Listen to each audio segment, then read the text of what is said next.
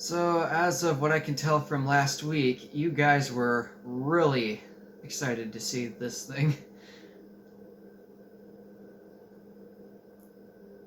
So, I've owned this for about a week now, so I guess I'll give you a week's worth of impressions that I've discovered about this thing.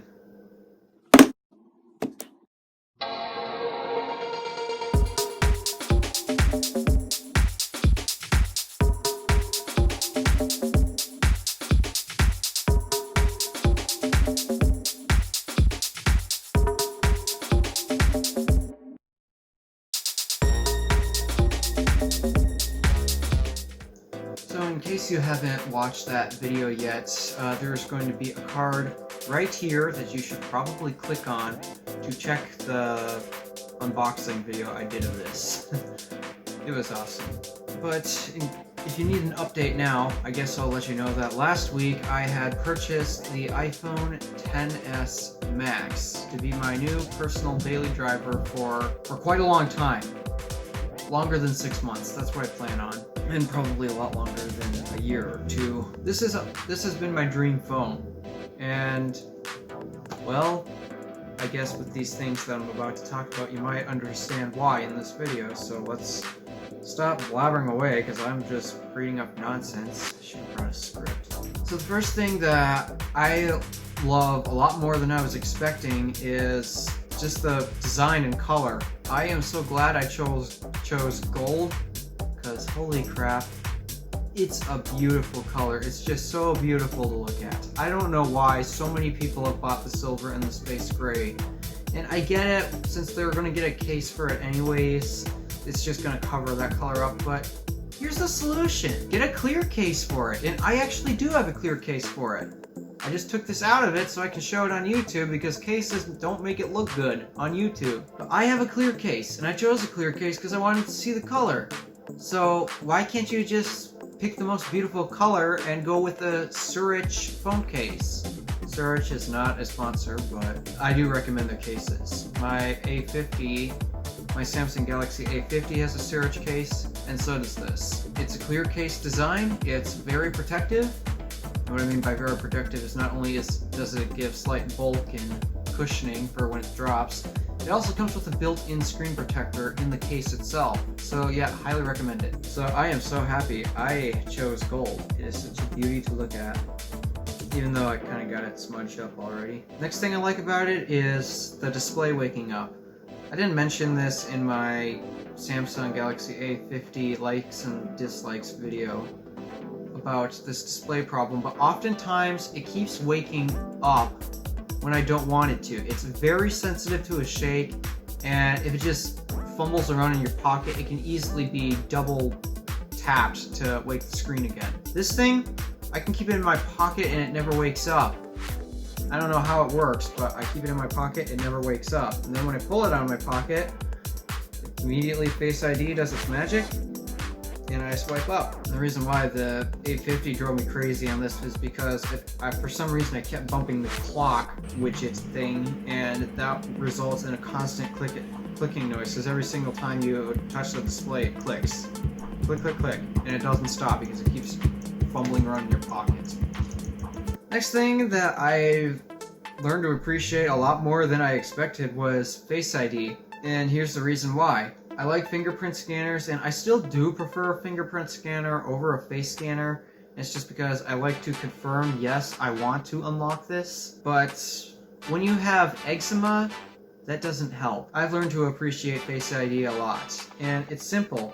Not to mention, I really like how I can have notifications that show me what apps I have notifications from, but it doesn't display any content until Face ID unlocks. I can now have private notifications, and I don't have to worry about my sister snooping around trying to figure out what I do on my phone. And it works fairly quickly. Usually when I push the button, it's like an instant tenth of a second later it unlocks. Face ID works rather quickly, even at night. I've missed iOS for so long, ever since I've switched to Android, just because I was kind of forced to, because I needed a phone, but I couldn't afford an iPhone at the time.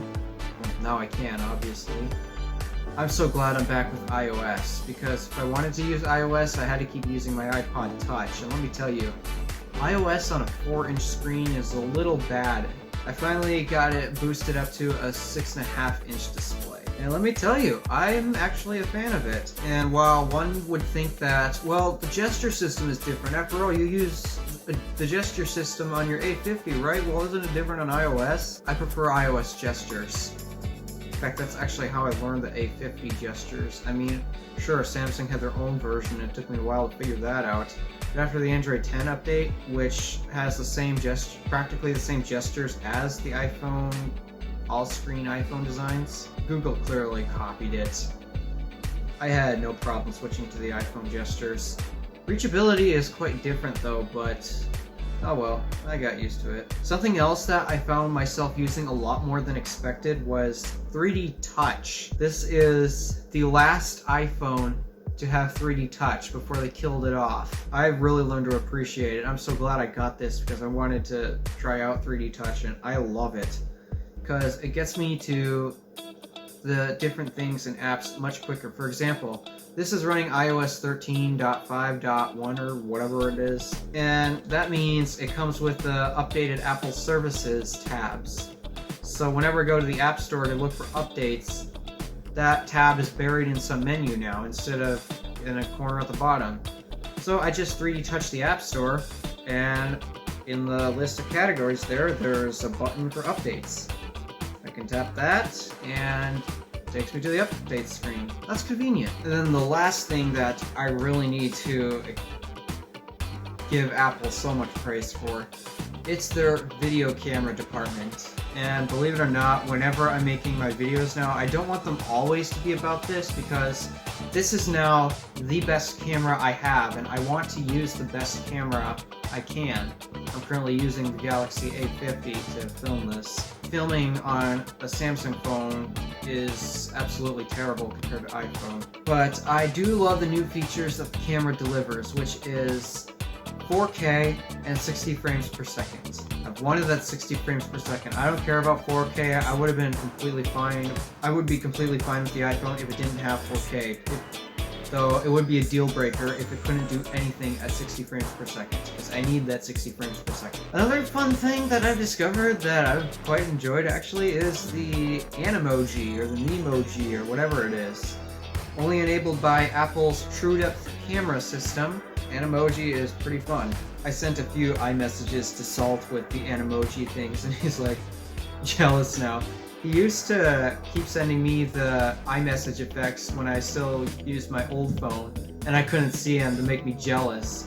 Now I can make him jealous because I have a couple features he doesn't, because he rocks an iPhone 8. I'm also very happy to be back with the music player and podcast player that I love to use.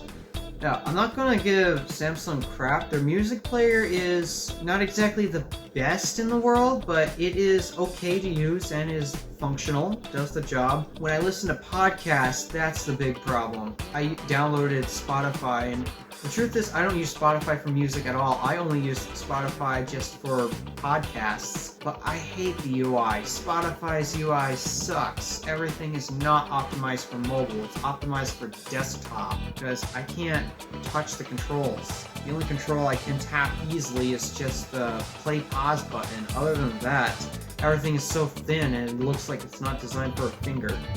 So I am glad to be back on Apple Podcasts and Apple's music player, because those are really the best. So are there a few features that I did have to give up when I went to this compared to the Android? Well, not necessarily. I found out how to bring my unique custom ringtones from my Samsung to my iPhone. Here's the secret. My Samsung has physical files of the ringtones in the file system. Gotta find those, and then email them to yourself. Open the email app on your iPhone, save those to the Files app, then open GarageBand, and in a new track, or in the loop section, you tap the loops button, then it opens up a tab that reads Apple Loops, Files, and some other tab I don't remember. Tap Files and you can import that ringtone into GarageBand. And once that ringtone's in GarageBand, export it as a ringtone. and it saves to the phone as a ringtone. So actually, I didn't lose my custom ringtones. I still have them. Though there is one thing that I did lose and I have to start over. It's just the games I play, but the truth is, I don't game that much anyway, so I don't really care. But other than that, this phone is absolutely amazing. I just sound like I'm just gibbering and jabbering away at random things. There's so much to like about this phone, and I just have a hard time thinking of every single detail. In fact, I really should have put it on paper so I could keep this video organized. But the truth is, there's just so much to love about this phone. It's a great phone. So here's the biggest question that a lot of you guys are probably thinking. Alpha, how in the world, when you always say you never have enough money to buy an iPhone, did you just happen to get one of the most expensive flagships that they have? When you look online for a brand new one, this is a brand new phone, never been used, I'm the first owner. The retail price is still about $1,000. So how did I even manage to pay for this? You're probably thinking that. Thank you, Walmart.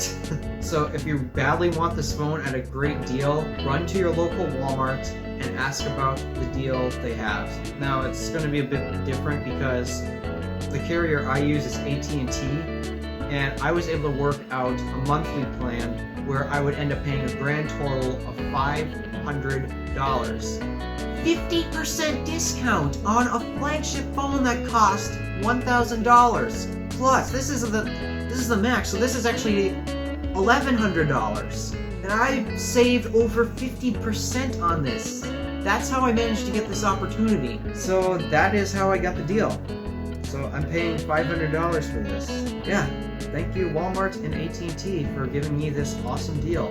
And I think it's still going on. If you're just in the market for something flagship like this and you want to save money, I'll give you a hint. Go to your local Walmart, to the wireless center. You have to go to Walmart. You're not going to find it on the website. You have to go to Walmart in person to do it. But go to Walmart, ask the guy at the desk. And AT&T, if you do their monthly option, you got to do the monthly option, because if you try to pay in full, then you're going to pay the full $1,000 plus. But if you do the monthly option, AT&T is $16.64 a month, which if you ask me, that's not terrible. I can easily pay that now that I have got a job that is making me plenty of money. So I'm happy with this phone.